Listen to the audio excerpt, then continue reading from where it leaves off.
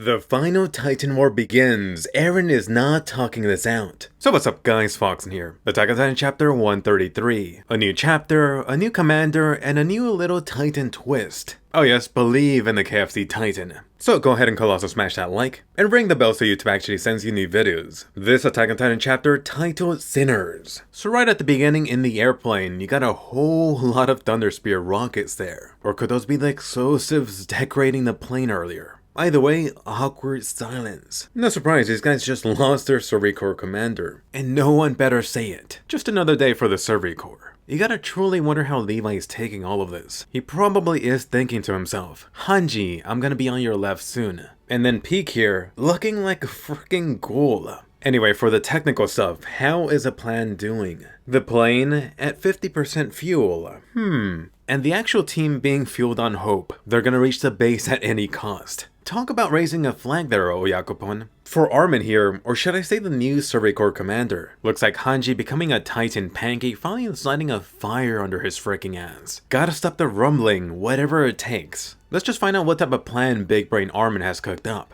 Is Armin from the previous Attack on Titan seasons coming back to us? So about the Eren Titan, not a Shinigami Titan, not a Dino Titan, but a bug. Amazing drawing there, by the way. This actually feels like a nice callback to Commander Erwin's handiwork. You know, when they were discussing bringing down the raw Titan. Oh, the parallels. Two key important things here. They aren't exactly sure where Eren is located, which does make sense if you think about it. Technically, these guys did get a front row seat to the Dino Titan's resurrection, but they were really only able to get a good look of the new Titan's thick behind. Then, for the various obvious kill switch by Armin, just nuke that Jaeger bastard. You know, I definitely mentioned this option more than a few times in the past videos. The real question is whether Armin could actually get close enough to vaporize Eren, Michael Bay style. But more important, could Armin actually go through with it, taking out his beloved best buddy? But oh my god, Armin is not ready. Are you freaking serious? Even at this point, the guy still wants to go with the round of the talk no jutsu option.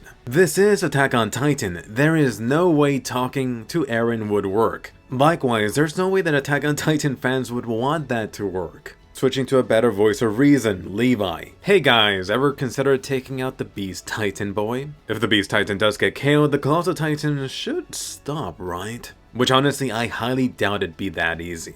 I'm still placing my money on Zeke being awfully close to his little bro, or chained up somewhere in the Titan realm. But let's say we do explore the possibility. There still is a question about what would happen if Zeke and Eren get taken out. Assuming that neither of them get eaten, would the Colossal Titans just stand or fall over? Would they keep on marching along? Would they just go crazy wild? Either of these would be no good. There is also a possibility that they would eventually just burn out, depending on how much heat they're producing.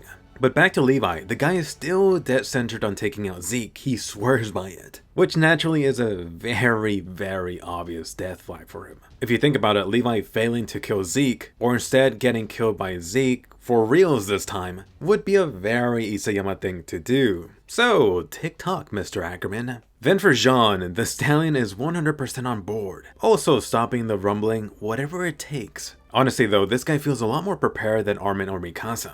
Then for Kony getting some words in. The whole situation now has come full circle. He now knows what it feels like to be Reiner. The former buddies, the former enemies, now saying eye to eye. You really have this theme of, they can't undo the past. They can, however, keep on living, advancing forward to atone by saving humanity. Or what's left of it anyway. I am predicting there will be another heartfelt moment between the two around the corner.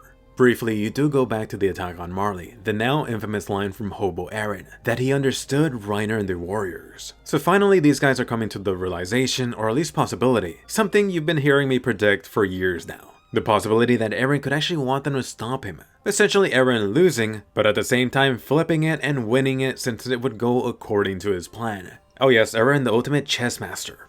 Armin here is finally putting the pieces together. I have brought up how it's strange that they can still go into Titan mode. Going based on what we know about the Titan realm, presumably little Ymir should be free from the Titan realm, or she should be under Eren's control. Which means they could only go Titan mode since Eren wills it. He wants them to fight. Or as Armin puts it here, he's testing them. Reiner here even brings up the possibility of passing the Founder, which really goes back to my Helos theory. Could this be subtle foreshadowing? You know, potentially Reiner taking on the great role of the hero who took down Eren Yeager, whether he actually does it or not. Speaking about the devil, Thanos, Eren would like a word. At least Armin is trying, right away going into sweet-talking the sleeping Titan. I like how they're almost in shock when Mikasa gets some words out. Eren, come back! And leave it to Levi to fill in the comedy role. Eren, I'm gonna kick your ass and make you lick my feet if you don't stop. Eren's Titan responds, denied. So yes, the guy is fully committed. The rumbling will not stop. Paradise will have a future, guaranteed. Eren will keep on moving forward. No ifs or buts about it. And get a load of this, young Eren is actually in the Titan realm himself, right next to the Yggdrasil Titan tree. Notice the partial covered face. I don't know if that's just due to the low quality scan.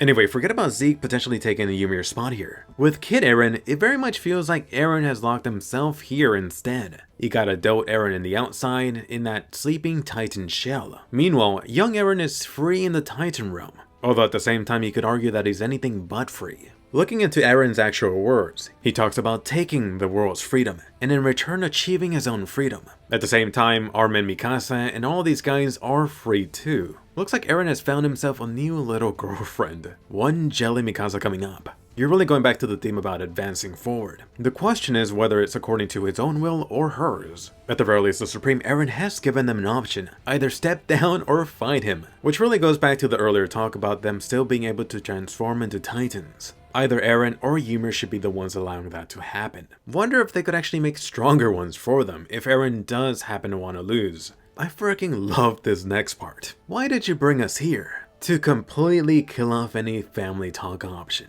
Bang! Isayama and Eren smashing down this shonen trope. Boruto's dad KO'd. Either Eren dies or they die. Which feels like Isayama's teasing you. As it's set up right now, the finale should have two very clear possibilities. Unless Attack on Titan does go the crazy wild Evangelion route. By the way, did you notice Levi? The dude just sat here not even trying when they arrived. So, the scouts and warriors, did you enjoy Eren's Titan call? All of these guys really just look like us after the 100th Zoom call in 2020. Anyway, switching over to Kiyomi and Annie, talking about their fish and their destination. Looks like Kiyomi's nation is super far away, a few days to get there. Would it still even be there? I didn't really expect this from Kiyomi, but she's actually holding herself partially responsible for this rumbling mess. After all, her greed did help to bring the two Yeager brothers together. Then, for Annie having a moment, the warriors and scouts, I really do wish you got to see more of Annie during the training years. And even her most recent fling. Gotta save that piece of ass before he goes boom.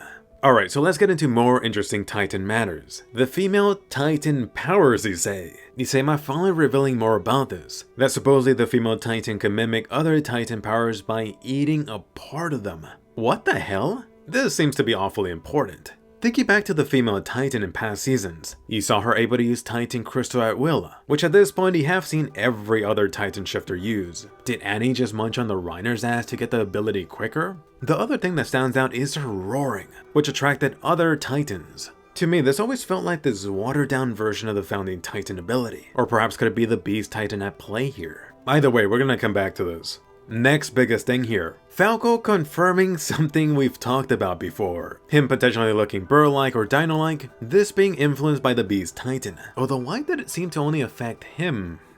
Supposedly this strangely has connected Falco to the Beast Titan. Or should I say the Beast Titan memories. And oh my Ymir, the actual random ass theory of Falco potentially being a Titan that could fly. Looks like that's possible now, practically confirmed. I found this jaw-dropping. Especially since I recently had this drunk conversation with some buddies here. Falco potentially turning into a bird titan, then nuking or destroying Eren. Oh my god, it could actually happen.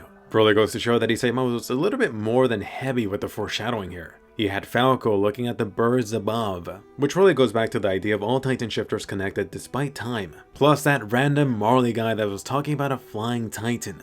Last chapter, I mentioned what I felt was the obvious, these two and Annie just coming as reinforcements. Looks like now they're actually going to be flying over in style. Watch, Gabby's going to use her sniper mode hacks while riding Falco. A no-scope Zeke or Eren coming right up. Then for the Titan transformation part. Come on dude, jump in the freaking water, no need to wreck the ship. Just go ahead and get one of those floating donuts. Getting to Fort Salta. Nope, it wasn't gonna be Paradise Island or Marley. This other random spot in the Marley Nation is gonna be the final place for the showdown. The Scouts, the Warriors, Gabby versus Eren.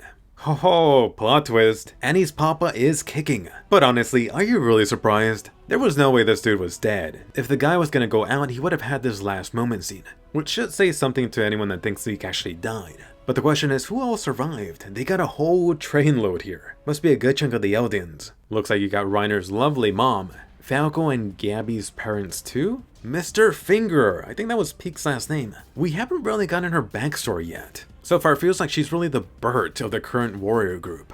Anyway, are Eren and the Discount Avengers too late? You got the Marley war blimps already taking off. But actually, Eren and his Red Army made it. His Shinigami Titan is still giving me that mild Ring vibe. By the way, did Isayama just start copying and pasting himself too with the Colossal Titans? Really, this is going to be a colossal CG mess for the anime.